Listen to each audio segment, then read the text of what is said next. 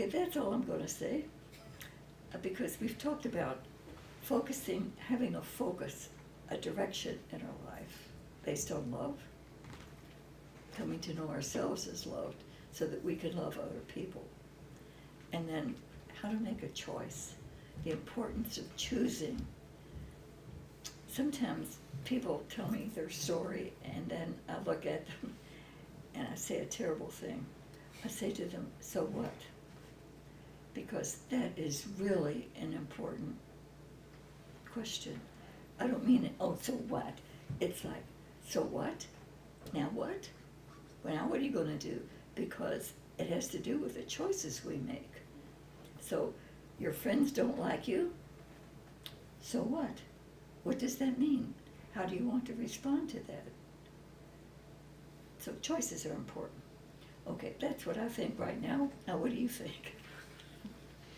I think the piece that you were referring to with the Holy Spirit, does that go back to this contemplative love? You have to be quiet and you have to be in this contemplative state to hear and to know the Holy Spirit. Am I following that? Say that again. You don't have to be quiet to be contemplative. Or aware? The contemplative has to do with an openness inside, I think, that allows me to see with clear eyes. Now, a lot of people do that better when they're alone, quiet. Generally speaking, that's the truth. Some people, someone I know, can pray and contemplate better when she's in a coffee store, sitting down in the midst of all these people talking. I keep hitting, who keep are talking all around her, but she becomes contemplative there because she is open to those people, not judging them, just being there. She doesn't drink coffee, so she always takes a book so she looks like she's doing something. So she also walks when she prays. She says, I can't sit down and light a candle and sit there and pray. She said, I go to sleep, I can't do that, but I can pray when I walk. So she's into walking prayer. There is such a thing as that. Now, I don't know if I'm hitting your question or not. No, you are. Yes. That answers it. You know, when I think of how much you love teaching, and so many of the other teachers I know, how much they love that, I think that's got to be prayer, because it's coming out of love for these young women and children whom you are leading to live a happy life. So just is to look at them and say, how can you not look at a class full of 5-year-olds? 15-year-olds might be a little bit harder, but it's still, it's still that same thing, and that's prayer. And it can be enhanced, because maybe spending time with God by yourself may open things inside of yourself that when you're sitting and looking at all those 15-year-olds, there's an openness to them that wasn't there before. Mm-hmm. So prayer isn't a separate entity. Now I'm praying, now I'm not. It's like, if I'm one person and I'm after God, I know what the goal is, then I can pray whatever I'm doing. I like to pray when I'm cleaning. I don't know, there's something, centering about it that I really appreciate that time of cleaning, because I do the laundry and other stuff. And that feels like prayer to me, because I think I meet God there. I don't go into this, I'm cleaning this house so that Satan is out of the house. No, that's not what I mean. There's a joy in being there and making something beautiful for me and for the people I serve. Mm-hmm. You're shaking your head.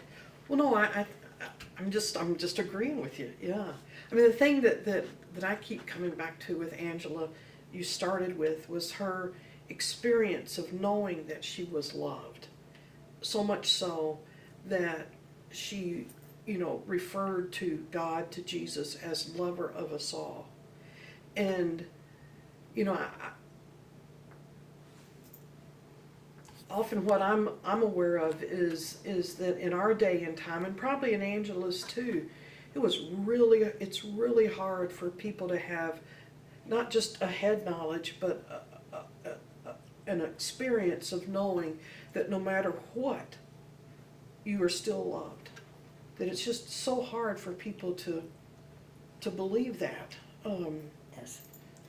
Our culture doesn't help us at all. No, I've heard, I used to teach little children, and I would hear her parents say, if you don't stop doing that, God's not going to love you. Say, oh, don't ever say that. Don't even think it. Because if mother says it, the child believes that. And so I can never do bad things because God will stop loving me. That's part of our culture. I think it's behind competition. I've watched, I don't do this very often, that I go to a sports event where there are children taking part, like baseball or soccer especially, where the parents get hysterical. I mean, it's embarrassing for a grown man to be carrying on about his six-year-old who is not playing soccer right, and then being angry with the coach and everybody around him. It's like, are you kidding? I don't know what your goal in life is. Is it to be tops, to have the smartest kid, the kid who plays soccer really well by the time he's 7? What do you want here? But if you don't ever reflect about that, you could just be a mouth-foaming idiot at certain events. Yeah. How do you think Angela knew about that love? From her vision, or from being contemplative, or how do you think she knew? I think that all works together. I think that her vision deepened the gift of contemplation in her, because she had an experience. Now, we have experiences too. We don't often look at our experience. There's not much that encourages us to do that, to look at your experience. How many times have you heard the preacher say, follow your experience? What is your experience of this? No, usually it's you do it this way, then you'll have the right kind of experience. That's not the way God treats us. It's like, here's your reality. Look at the reality and find God there, because that's where he is. He's not in make-believe. He's not in rules and regulations and all that. He is there, period, in his loving, creative being.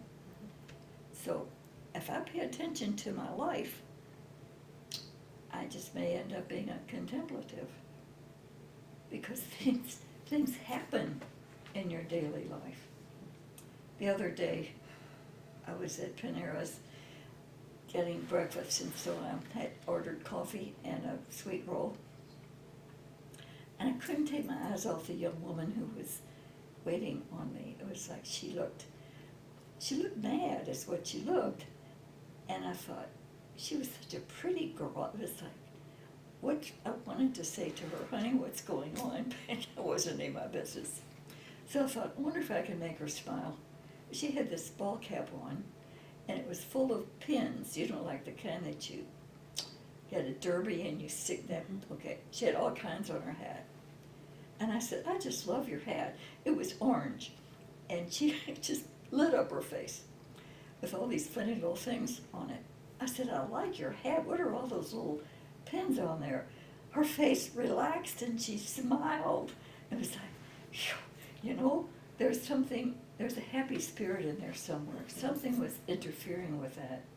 So I thought maybe if I make her smile, it would crack her face and she wouldn't be able to scowl the rest of that day. But if I hadn't noticed that, I may just have paid her for my stuff and gone on. It's like, I really think God was there in that time. Okay? Does that help you, honey? It does. Okay. You have any more questions or comments? Okay, then I thank you very much. Thank you. Yes, it was.